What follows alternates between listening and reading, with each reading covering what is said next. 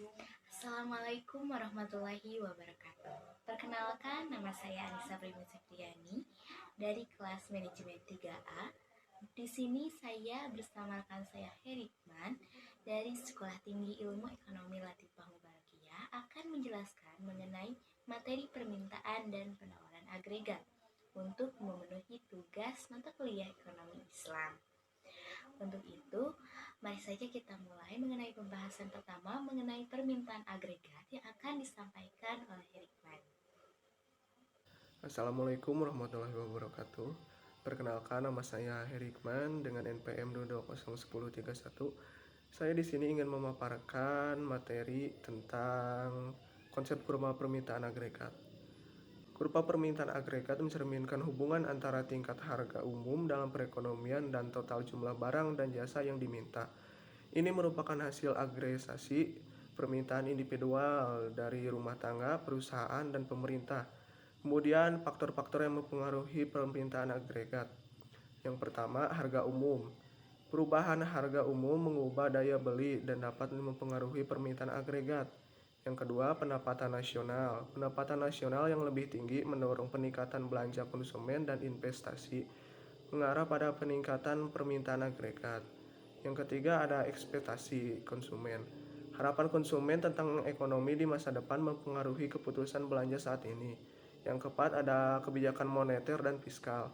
Kebijakan moneter atau tingkat bunga dan fiskal atau pengeluaran pemerintah dapat mengubah kondisi likuiditas dan belanja agregat.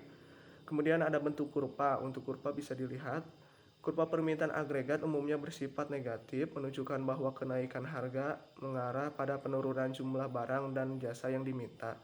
Ada variasi bentuk kurva tergantung pada elastisitas permintaan, yaitu elastisitas permintaan agregat mengukur seberapa sensitif jumlah permintaan terhadap perubahan harga.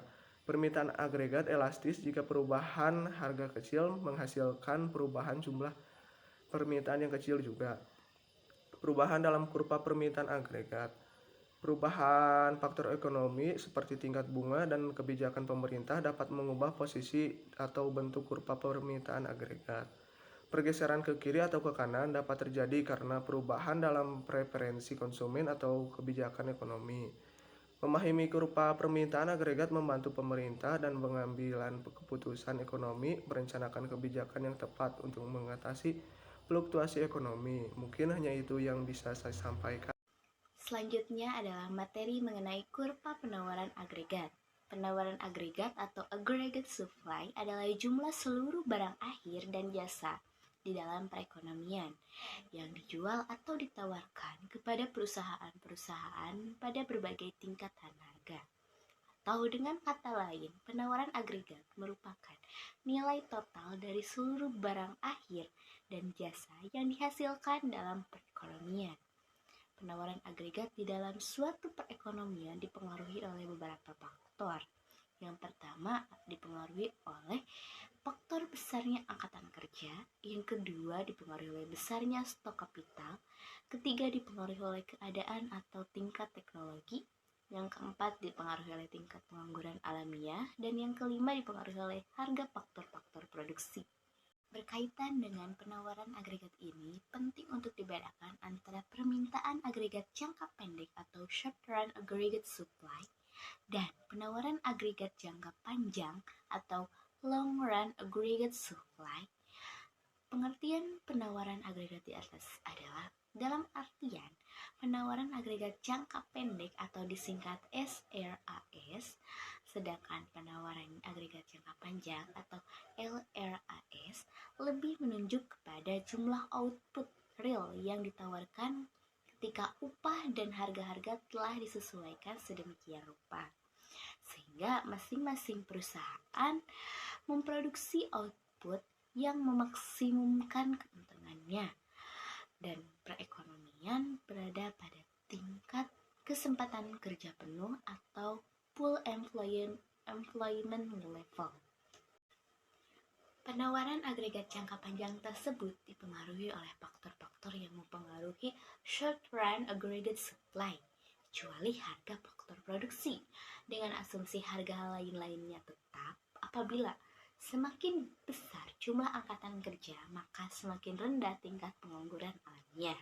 Semakin besar jumlah stok kapital, semakin produktif teknologi yang tersedia, maka akan semakin besar pula penawaran agregat jangka panjang. Selanjutnya mengenai ciri-ciri kurva aggregate supply. Yang pertama, ketika tingkat pengangguran masih tinggi, kurva permintaan agregat relatif landai. Maksudnya, penambahan produksi nasional dapat dilakukan perusahaan-perusahaan pada harga yang relatif tetap karena tingkat penggunaan barang modal belum mencapai kapasitasnya yang optimum dan upah masih relatif tepat.